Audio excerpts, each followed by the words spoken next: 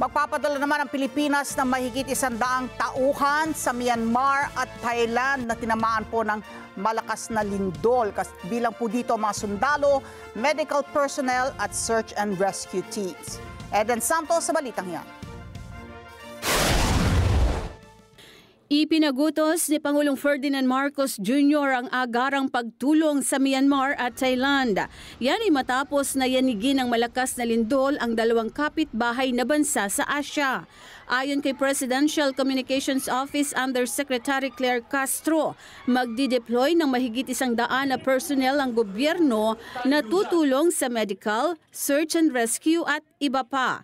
Una rito, nagkaroon anya ng interagency meeting sa paunguna ni Defense Secretary Gilbert Chodoro Jr. para sa mobilisasyon ng mga resources ng Pilipinas para agad makatulong sa mga karatig bansa na sinalanta ng lindol. At bukas nga po ang tentative travel date po for deployment ng ating mga kumakatawan. Parang lalabas po ang grand total po ay 114 personnel ang ating ipapadala bukas. Tentative date po yan. Ito'y manggagaling sa mga ahensya tulad po ng DOH at kasama na rin po dito yung Urban Search and Rescue Team ng Bureau of Fire Protection at ng Armed Forces of the Philippines. Nandito rin po ang MMDA at mula sa Apex Mining Corporation or First Gen Energy Development. Sa tala, may mahigit 1,700 katao ang nasawi sa 7.7 magnitude na lindol sa Myanmar. 3,400 ang nasugatan at 300 ang nawawala, habang sa Thailand naman ay nasa 18 ang patay at halos 76 ang na-trap sa ilalim ng mga gumuhong gusali kung saan nagpapatuloy ang rescue operations.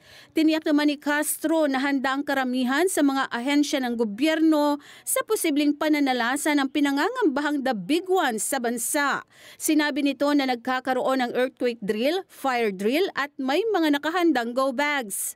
Mga local government units, sa atin din po na idinidemand po natin hanggat maaari po na yung mga building officers nila ay magsagawa po ng mga inspection kung maaari at maging mahigpit din po sila sa pagbibigay ng mga permits sa pagpapagawa ng mga buildings na magiging maaaring hindi ganon katibay. Eden Santos para sa Mata ng Agila.